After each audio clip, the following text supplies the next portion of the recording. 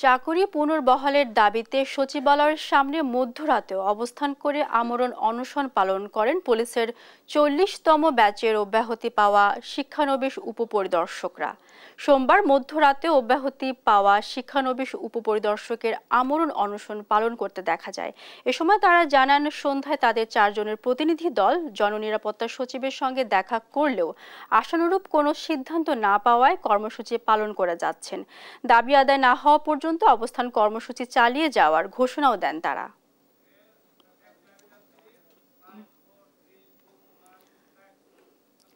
চাকুরিতে পুনর্বহালের দাবিতে সচিবালয়ের সামনে গতকাল থেকে অবস্থান করে আমরণ অনশন পালন করছেন পুলিশের 40তম ব্যাচের অব্যাহতি পাওয়া শিক্ষানবিশ উপপরিদর্শকরা। এ বিষয়ে বিস্তারিত জানাতে সরাসরি যুক্ত হচ্ছেন সহকর্মী হাসান মাহমুদ। হাসান, অনশনরত এসআইরা সরকারের পক্ষ থেকে কোনো আশ্বাস পেয়েছেন কিনা আমাদের জানাবেন।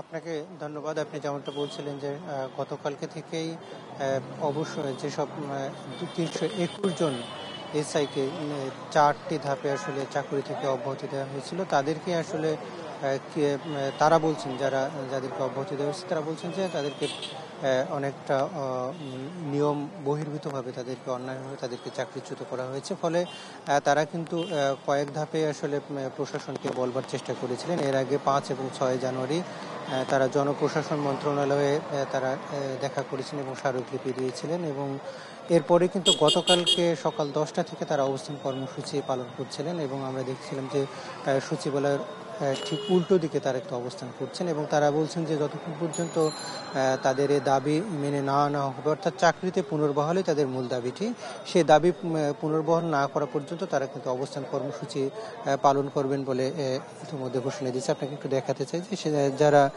321 জন এসআই যারা রাজশাহী ক্যাডেটের 40তম ব্যাচ এসএসসি হলেন, তাদেরকে কিন্তু 4টি ধাপে 321 জনকে চাকরিচ্যুত করা হয়েছিল।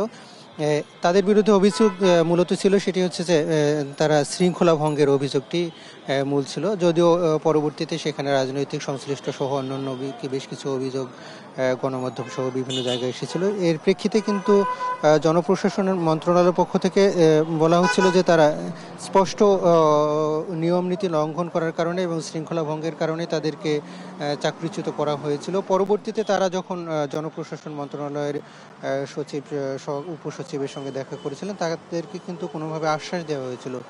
তবে গতকালকে থেকে যতক্ষণ পর্যন্ত তারা অবস্থান কর্মসূচি পালন করেছেন, এখানে কিন্তু কোনো ধরনের এখন পর্যন্ত আশ্বাসের ঘটনা ঘটেনি বা সেরকম কিছু প্রশাসনের পক্ষ থেকে ওনাদের সাথে যোগাযোগ করা হয়নি। তো আমরা একজন অবস্থানকারী একজন চাকরিচ্যুত এসআইয়ের সঙ্গে কথা বলতে চাই। আসলে আপনাদেরকে ঠিক কেন চাকরিচ্যুত করা হয়েছিল এবং এই মুহূর্তে আপনাদের দাবিটা কি একটু যদি বলেন আমাদেরকে।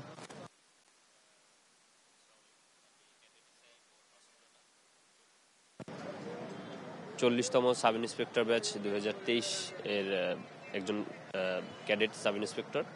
তো আপনারা ইতিমধ্যেই জেনে থাকবেন, আমাদেরকে বাংলাদেশ পুলিশ একাডেমি সারদাতে 1 বছর ট্রেনিং শেষ করে 321 জনকে বিভিন্ন ধাপে, মানে 4টি ধাপে আমাদেরকে 321 জনকে 1 বছর ট্রেনিং শেষের পরে চাকরিচ্যুত করা হয়েছে বা ট্রেনিং থেকে অব্যাহতি দেওয়া হয়েছে নানা অযৌক্তিক, অন্যায় এবং বৈষম্যমূলক কারণ দেখিয়ে। যে কারণ আসলে খুবই তুচ্ছ কারণ। এই ধরনের কোনো ঘটনা তো ঘটেই নেই, আর যদি ঘটেও থাকে সেজন্য ওখানে আলাদা পানিশমেন্টের ব্যবস্থা ছিল, যেমন এক্সট্রা ড্রিল বলা হয়, 1 ঘন্টার একটা পানিশমেন্ট দেয় ওইখানে ভিতরে, মানে অতিরিক্ত প্যারেড করার জন্য। কিন্তু আমাদেরকে এরকম অন্যায় এবং অযৌক্তিক কারণ দেখিয়ে বৈষম্যমূলকভাবে আমাদেরকে ট্রেনিং, যেখানে 1 বছর শেষ হয়ে গেছে, কারো 14 মাস ট্রেনিং শেষ করার পরেও তাদেরকে অব্যাহতি দেওয়া হয়েছে। এখন আপনাদের দাবিটা কি যদি একটু বলেন। এখন আমাদের দাবি একটাই, আমাদের বাকি যে ব্যাচমেটরা এখনো সারদাতে আছে, কালকে 15 তারিখ তাদের পাসিং প্যারেড, তো তাদের সাথে আমাদের একসাথে পাসিং প্যারেড হয়ে আমরা চাকরিতে পুনর্বহালের দাবি জানাচ্ছি।